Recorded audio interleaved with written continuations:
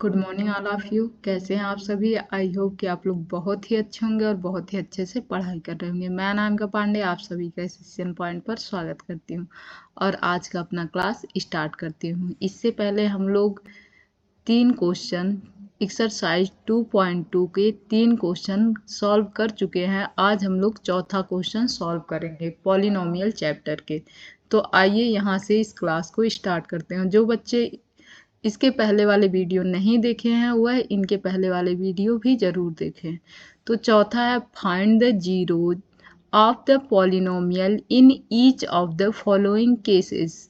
निम्नलिखित प्रत्येक उदाहरण में बहुपद का शून्य ज्ञात कीजिए। आप लोगों को मैं बताई थी जीरोज ऑफ ए पॉलिनोमियल या तो जीरोज ऑफ ए पॉलिनोमियल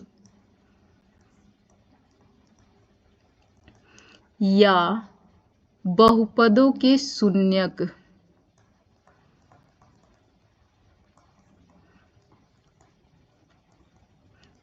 क्या होते हैं ये मैं आप लोगों को बता चुकी हूँ। आप लोगों को बताई थी कि बहुपदों के शून्यक या जीरोज ऑफ ए पॉलिनोमियल जब भी इस वैल्यू में पुट करते हैं तो यह वैल्यू जब भी पॉलिनोमियल में पुट करते हैं तो यह जीरो के बराबर हो जाता है। क्या बताई थी कि जब भी जो हमारे जीरोज होते हैं या शून्यक होते हैं जब भी हम लोग पॉलिनोमियल में पुट करते हैं तो यह पॉलिनोमियल की वैल्यू जीरो देता है। तो यहीं से हम लोग इसे सॉल्व करेंगे। आप लोगों को पता है जब भी जीरोज को हम बहुपद में पुट करेंगे या पॉलिनोमियल में पुट करेंगे तो ये जीरो के बराबर हो जाता है। तो आइए इसे हम लोग जीरो के बराबर लिखते हैं।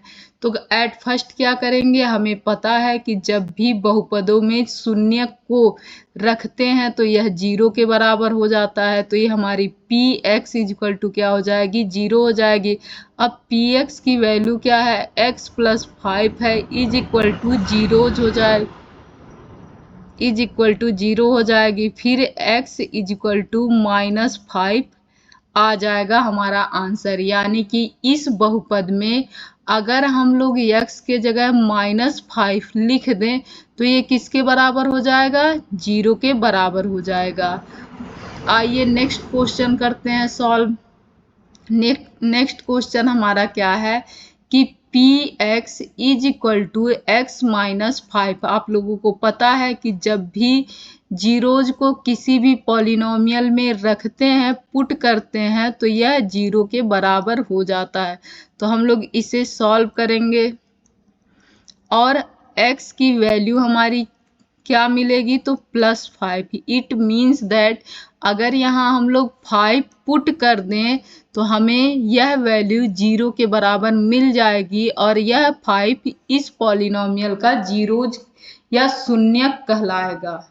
नेक्स्ट इसी पैटर्न पे हम लोग क्वेश्चन को सॉल्व करेंगे। P X is equal to zero, फिर वैल्यू क्या हो जाएगी 2x plus 5 is equal to zero. यहाँ से x की वैल्यू क्या आ जाएगी, 5 इधर जाएगा तो -5 हो जाएगा और 2 इसके साथ है तो 2 नीचे आए, कहाँ आ जाएगा, तो 2 नीचे आ जाएगा। यानी कि अगर यहाँ पर हम -5/2 पुट कर दें तो यह वैल्यू हमें जीरो के बराबर मिल जाएगी और यह -5/2 इस पॉलिनोमियल का क्या कहलाएगा, जीरो कहलाएगा। ऐसे यहाँ देखेंगे हमें पता है जब भी कभी भी हम जीरोज को पुट करते हैं तो वैल्यू किसके बराबर होती है, जीरो के बराबर होती है। इसे इसके बाद सॉल्व कर देंगे और हमारी वैल्यू क्या आ जाएगी, हमारी x की वैल्यू आ जाएगी। ये 2 इधर जाएगा तो +2 हो जाएगा और यह 3 नीचे आ जाएगा। तो ये वैल्यू क्या मिलेगी हमें, 2/3। यहाँ 2/3 अगर हम लोग पुट कर दें तो यह वैल्यू जीरो के बराबर हो जाएगी और यह 2/3 इस पॉलिनोमियल का क्या कहलाएगा, तो जीरोज कहलाएगा। इसके बाद हम लोग यहाँ देखेंगे, यहाँ इस क्वेश्चन में क्या है कि P X is equal to 3x और हमें पता क्या है, हमें पता है कि x इज इक्वल टू क्या होगा, 0। P X is equal to 0, क्योंकि कभी भी जब जीरोज को पॉलिनोमियल में रखते हैं तो 0 के बराबर हो जाता है या शून्य के बराबर हो जाएगा। 3x इज इक्वल टू क्या होगा, 0 हो जाएगा।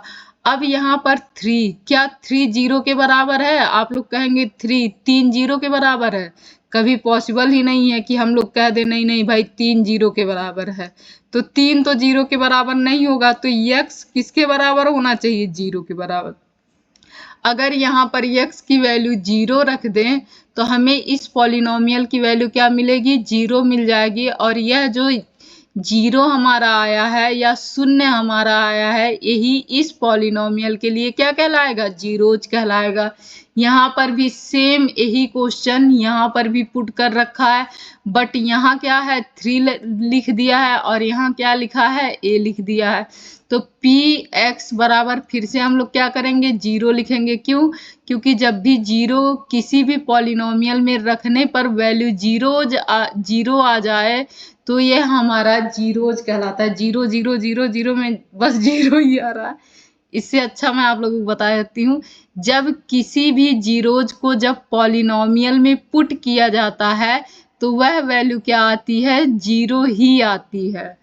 तो हमारा क्या आ जाएगा, ए एक्स इज इक्वल टू 0 हो जाएगा। जहां पर a 0 के बराबर नहीं है तो x किसके बराबर हो जाएगा, x 0 के बराबर होगा। यहाँ पर भी 3 0 के बराबर नहीं हो सकता, ये आप लोगों को पता है। तो x किसके बराबर हो जाएगा, 0 के बराबर। यानी कि ये जो 0 आया है वही इस पॉलिनोमियल का क्या कहलाएगा, जीरोज कहलाएगा। Next question, P X is equal to C X plus D where C not equal to 0, C D are real number. यहाँ पे क्या लिखा है कि सी 0 के बराबर नहीं है और सी और डी दोनों क्या है, वास्तविक संख्याएं हैं।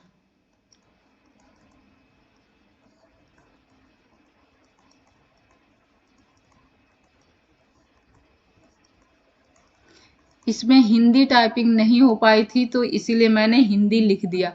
सी क्या है, 0 के बराबर नहीं है। सी और डी वास्तविक संख्या है। वास्तविक संख्या आप लोगों को पता होगा रियल नंबर क्या होती है। तो जितने भी हमारे नंबर मौजूद है, रेशनल इरेशनल नंबर, सब वास्तविक संख्याओं में आते हैं। साथ ही में हम लोग कह सकते हैं ऐसी सारी वैल्यू वास्तविक संख्या कहलाएगी जिसका स्क्वायर करने पर हमें पॉजिटिव नंबर मिले। वास्तविक संख्याएं मैं नंबर सिस्टम में आप लोगों को समझाऊंगी, उसके पहले बस यही जान लीजिए कि ये वास्तविक संख्याएं हैं। अब यहाँ देखें तो px हमें पता है, जब भी कभी भी किसी भी जीरोज को किसी भी पॉलिनोमियल में रखा जाता है तो वैल्यू किसके बराबर होती है, 0 के बराबर होती है। तो अब इस पॉलिनोमियल में हम क्या करेंगे, इस पॉलिनोमियल में 0 रखने पे इसकी वैल्यू 0 के बराबर लिख देंगे। यहाँ से x की वैल्यू क्या आ जाएगी, -d डिवाइड बाई सी। यानी कि अगर यहाँ हम लोग -d डिवाइड बाई सी रख दें तो हमें इसके जीरोज यानी कि इसकी वैल्यू 0 के बराबर हो जाएगी। और यह जो -d बाई सी है, it is a 0 of this polynomial. लिख सकते हैं -d by C is a 0 of the polynomial.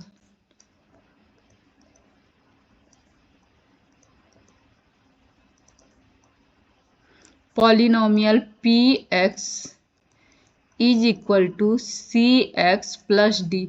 ये इतना आप लोगों को हर क्वेश्चन में लिखना है। मैं केवल एक ही क्वेश्चन में लिखकर बताऊंगी, आप लोग हर क्वेश्चन में लिखेंगे। यहाँ क्या लिख सकते हैं, -d बाई सी एक शून्यक है, d बाई सी इस पॉलिनोमियल इस बहुपद px is equal to C X plus D का शून्यक है। शून्यक है।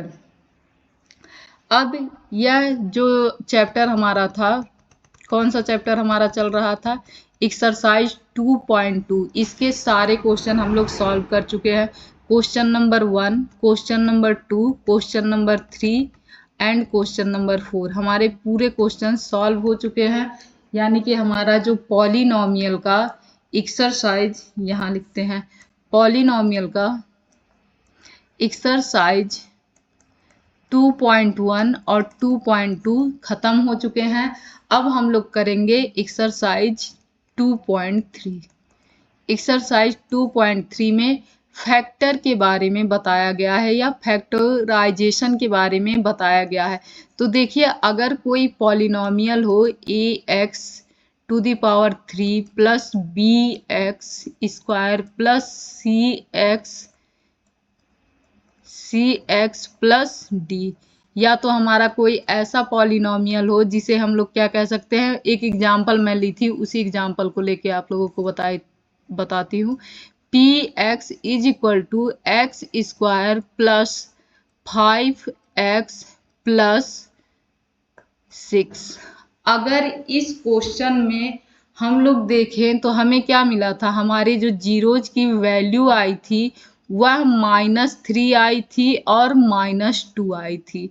हमेशा से याद रखिए कि जो मैंने पॉलिनॉमियल ऊपर लिख रखा है, पॉलिनॉमियल क्या लिखी हूँ, px = x² plus 5x plus 6। इसके जीरोज 2 मिले थे हमें, एक मिला था -3 और -2। यानी कि इस पॉलिनॉमियल में अगर हम लोग -3 पुट करेंगे तो आंसर हमारा 0 आएगा। इस पॉलिनॉमियल में अगर हम -2 पुट करेंगे तब भी आंसर 0 आएगा। -3 -2 दोनों पुट करने पर आंसर 0 आएगा। अब x = -3 पुट करने पे क्या आया, 0 आया। लेकिन x को इधर लेते आए, मतलब 3 को इधर लेते आए, तो ये जो x प्लस 3 बनेगा और दूसरे जगह हम लोग क्या लिख सकते हैं, x -2। और अगर -2 को इधर लेते आए तो हमें क्या मिलेगा, x प्लस 2। तो ये जो हमें x प्लस 3 मिला और यह जो हमें x प्लस 2 मिला, यह दोनों इस जो पॉलिनॉमियल दी गई है, इस पॉलिनॉमियल की क्या कहलाएंगे, फैक्टर कहलाएंगे। क्या, x प्लस 3 इस पॉलिनॉमियल का फैक्टर होगा और x प्लस 2 भी इस पॉलिनॉमियल का फैक्टर कहलाएगा। तो आप लोगों को फैक्टर समझ में आ गया होगा। नहीं समझ में आया होगा तो इसके नेक्स्ट क्लास में मैं फिर से आप लोगों को फैक्टर के बारे में समझाऊंगी। मुझे उम्मीद है कि आप लोगों को वीडियो अच्छे से समझ में आया होगा, इसके सारे क्वेश्चन अच्छे से समझ में आए होंगे और ये चैप्टर काफ़ी आप लोगों को आसान भी लग रहा होगा, क्योंकि ये चैप्टर फाइनली आसान है ही। और अगर वीडियो पसंद आए तो please like, share and subscribe जरूर करें। धन्यवाद। अच्छे से आप लोग पढ़ाई करें। और इसके पहले जितने भी वीडियो आप लोग देख चुके हैं, हमेशा जब भी कभी भी नेक्स्ट क्लास आप लोग शुरू कीजिए, उसके पहले या तो आपने जो नोट्स बनाया है या जो वीडियो देखे हैं उन्हें 2x स्पीड पे करके देख लीजिए, या तो जो नोट्स बनाए हों उन्हें एक बार रिवाइज कर लीजिए। उसके बाद आप लोग नेक्स्ट वीडियो देखिए, तो देखिए आप लोगों को बहुत अच्छे से समझ में आएगा और बहुत अच्छा भी लगेगा। धन्यवाद। अच्छे से पढ़ाई कीजिए आप लोग।